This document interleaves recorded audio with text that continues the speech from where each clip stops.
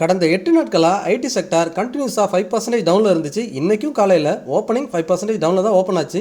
ஆனால் ஓப்பனிங்லேருந்து 1200 புள்ளிகள் ரெக்கவரி ஆகி முடிஞ்சிருக்கு. அதே சமயம் இன்றைக்கி நம்மளோட ப்ராடர் மார்க்கெட் பார்த்திங்கன்னா ஒரு செக்டார் கூட ப்ளஸில் இல்லை, எல்லா செக்டாருமே ரத்த கலரியாக தான் முடிச்சிருக்கிறாங்க. ஃப்ரைடே அதாவது வெள்ளிக்கிழமைனா நம்ம மார்க்கெட்டை வச்சு செஞ்சுட்டாங்கன்னே சொல்லலாம்.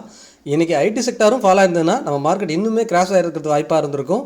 வழக்கமாக ஐடி செக்டார் தான் விழுந்துட்டுருக்கும், மற்ற செக்டார் சப்போர்ட் பண்ணி மார்க்கெட்டை நிறுத்துவாங்க. இன்றைக்கி ஆப்போசிட்டாக எல்லா செக்டாரும் ஃபாலோ ஆனிச்சு, ஐடி செக்டார் ரெக்கவரி ஆகி மார்க்கெட்டை காப்பாற்றிருக்குன்னே சொல்லலாம். இதுக்கப்புறம் ஐடி ஸ்டாக்ஸ் ஃபாலோ ஆகாத பாட்டம் அவுட் ஆகிடுச்சாங்கிறத இந்த வீடியோவில் செக் பண்ணுவோம், மிஸ் பண்ணாமல் பாருங்கள். எல்லோருக்கும் வணக்கம், நான் உங்கள் கோவிந்த். நான் AMFI register mutual fund distributor and ஐஆர்டிஏயோட சர்டிஃபைடு இன்சூரன்ஸ் அட்வைசர். இன்றைக்கி நம்மளோட பங்குச்சந்தையில் நிஃப்டி 50 மட்டும் 336 புள்ளிகள் மைனஸில் முடிவடைஞ்சிருக்கு. 25,471 முடிவடைஞ்சிருக்காங்க. இன்றைக்கி நிஃப்டியில் வெறும் 6 பங்குகள் மட்டும்தான், நிஃப்டியில் 6 பங்குகள் மட்டும்தான் இன்றைக்கி ப்ளஸில் இருக்குது. மற்றபடி எல்லா பங்குகளுமே மைனஸில் தான் முடிவடைஞ்சிருக்கு. அதில் பஜாஜ் ஃபினான்ஸ் 16 புள்ளிகள் நிஃப்டி உயர்த்திருக்கு, ஈஷர் மோட்டார் 3 புள்ளிகள் உயர்த்திருக்கு, ஸ்டேட் பேங்க், எஸ்பிஐ லைஃப் இவங்கெல்லாம் தலா 1 புள்ளிகள் உயர்த்திருக்கிறாங்க. அப்போலோ ஹாஸ்பிட்டல் வெறும் 0.0 நியூட்ரலாக முடிவடைஞ்சிருக்கு.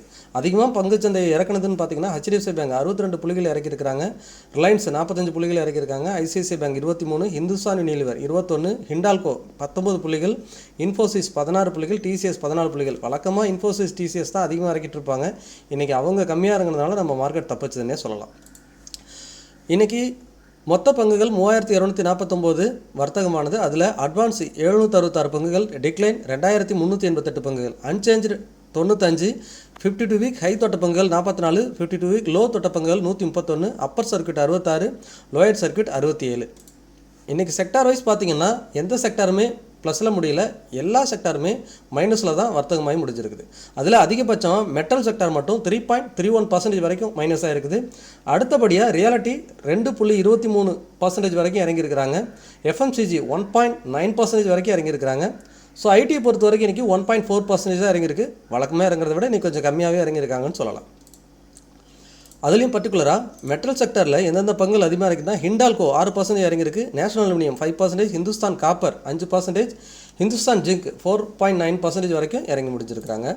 இன்றைக்கி நிஃப்டியோட டாப் கெய்னர்னு பார்த்தீங்கன்னா Bajaj finance, Eicher motor, SBI life, state bank of India, Cipla, இந்த 5 கம்பெனிகள் மட்டும்தான் டாப் கெய்னரில் இருக்கிறாங்க. மற்றபடி எல்லா கம்பெனிகளுமே லாஸில் தான் இருக்கிறாங்க.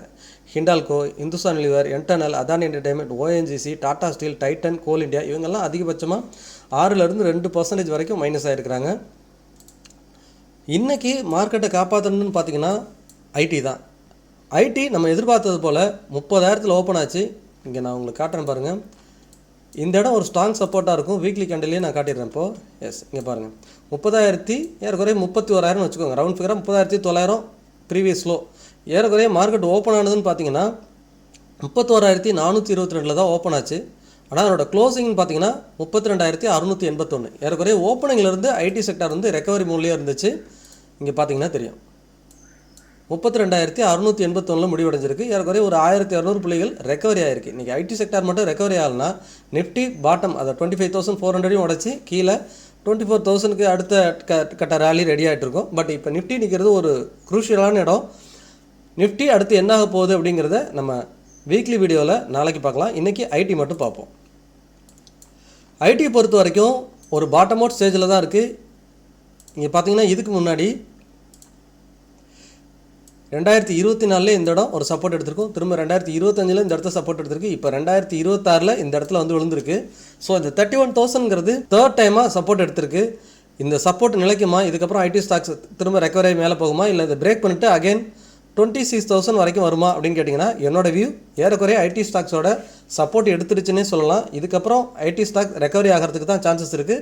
ஏறக்குறைய கண்டினியூஸாக ஒரு வாரம் 20%க்கு மேலே இறங்கியிருக்கு. 2 வாரங்களில் ஐடி செக்டார் பார்த்தீங்கன்னா ஏறக்குறைய 22% இறங்கியிருக்கு. ஸோ கண்டினியூஸாக இதுக்கப்புறம் இறங்காது. அட்லீஸ்ட் இதுக்கான பவுன்ஸ் பேக்காவது நடக்கும், இல்லை மார்க்கெட் இங்கே வந்து ஃபுல்லாக ரெக்கவரி ஆகிடும். ஸோ எப்படி இருந்தாலும் உங்களோட ஃபினான்ஷியல் அட்வைசரை கட்டாயமாக டிஸ்கஸ் பண்ணுங்கள். பட் லாங் டைம் வியூவில் ஒரு நல்ல இன்வெஸ்ட்மெண்ட் ஆப்பர்ச்சுனிட்டியாக நான் ஐடி செக்டாரை இந்த இடத்துல இன்வெஸ்ட் பண்ணுறவங்களா பார்க்குறேன். பட் இதுக்கப்புறம் வேறு எதுனா பேட் நியூஸ் வந்து இன்னும் கரெக்ஷன் வந்தாலுமே அதையும் ஒரு ஆப்பர்ச்சுனிட்டியாக பார்க்கலாம். இதுக்கப்புறம் ஒரு ஸ்ட்ராங் சப்போர்ட்னா 26,000 தான். 31,000 பிரேக் ஆகிடுச்சுன்னா அதுக்கப்புறம் நான் 5,000 புள்ளிகள் கரெக்ஷன் ஆகிறதுக்கு சான்சஸ் இருக்குது. பட் அது இப்போ நடக்காதுன்னு எதிர்பார்ப்போம்.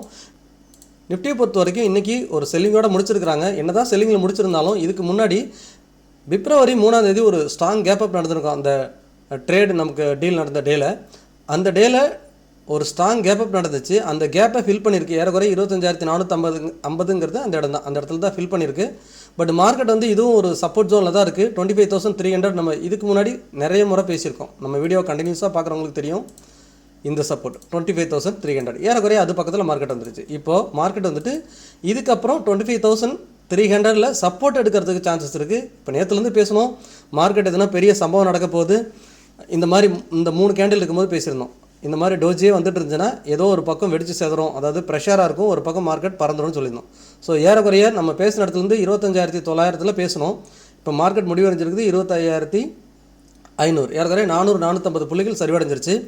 ஸோ இதுக்கப்புறம் என்ன நடக்கலாம்னா 25,300 ஒரு குரூஷியல் சப்போர்ட்டாக இருக்கும். இந்த இடத்துல மார்க்கெட் மேபி மண்டே ஒரு கேப் டவுன் ஓப்பன் ஆகுதுன்னா இந்த இடத்த சப்போர்ட் எடுத்து மார்க்கெட் திரும்பவும் மேல் நோக்கி போகிறதுக்கான வாய்ப்பு அதிகம். இந்த இடத்தையும் பிரேக் பண்ணிடுச்சுன்னா இங்கே ஒரு முறையும் 25,300 பிரேக் பண்ணும்போது எப்படி செல் ஆஃப் நடந்திருக்கு பாருங்கள். அக்ரெசிவான ஒரு ஃபால் வரும். 24,500 வரைக்கும் போயிடுச்சா. அதே போல் இந்த தடவை இந்த இடத்த பிரேக் பண்ணிச்சுன்னா ஃபால் வரும். பட் இந்த தடவை பிரேக் பண்ணுறதுக்கு வாய்ப்பு கம்மி அப்படின்னு நினைக்கிறேன். ஏன்னா இங்கேருந்து பாருங்கள், மார்க்கெட்டு இந்த கன்சால்டேஷனை உடச்சிட்டு இங்கே போணுச்சு. அகைன் இதை உடச்சிட்டு தான் கீழே வந்துச்சு. திரும்ப போயிட்டு இது ஒரு ரீடெஸ்ட்டாக தான் பார்க்குறேன் நான். இந்த இடத்துல ரீடெஸ்ட் எடுத்துருச்சு அப்படின்னா மார்க்கெட் இங்கேருந்து திரும்பவும் மேலே போகிறதுக்கு அதிகமான பாசிபிலிட்டி இருக்குது. எப்படி நடக்குதுங்கிறத நம்ம பார்க்கலாம். மற்ற செக்டார்லாம் எப்படி இருக்குங்கிறத இந்த வார வீடியோவில் நாளைக்கு பார்க்கலாம். முதலீடு செய்கிறதுக்கு முன்னாடி உங்களோட ஃபினான்ஷியல் அட்வைஸரை கட்டாயமாக டிஸ்கஸ் பண்ணுங்கள். நீங்கள் நம்ம மூலிமா ஃபினான்ஷியல் அட்வைஸ் எடுத்துக்கணுன்னா டிஸ்பிளேல தெரிகிற வாட்ஸ்அப் நம்பருக்கோ அல்லது மெயில் ஐடிக்கோ தொடர்பு கொள்ளலாம். அல்லது டிஸ்கிரிப்ஷனில் இருக்க கூகுள் ஃபார்ம் ஃபில் பண்ணுங்கள், நான் உங்களை தொடர்பு கொள்கிறேன். நீங்கள் நம்ம சேனலுக்கு புதுசாக இருந்தீங்கன்னா நம்ம சேனலை சப்ஸ்கிரைப் பண்ணுங்கள், லைக் பண்ணுங்கள், உங்களோட ஃப்ரெண்ட்ஸ் அண்ட் ஃபேமிலிக்கு மறக்காமல் ஷேர் பண்ணுங்கள். மீண்டும் ஒரு நல்ல வீடியோவில் சந்திக்கிறேன். உங்கள் கோவிந்த்.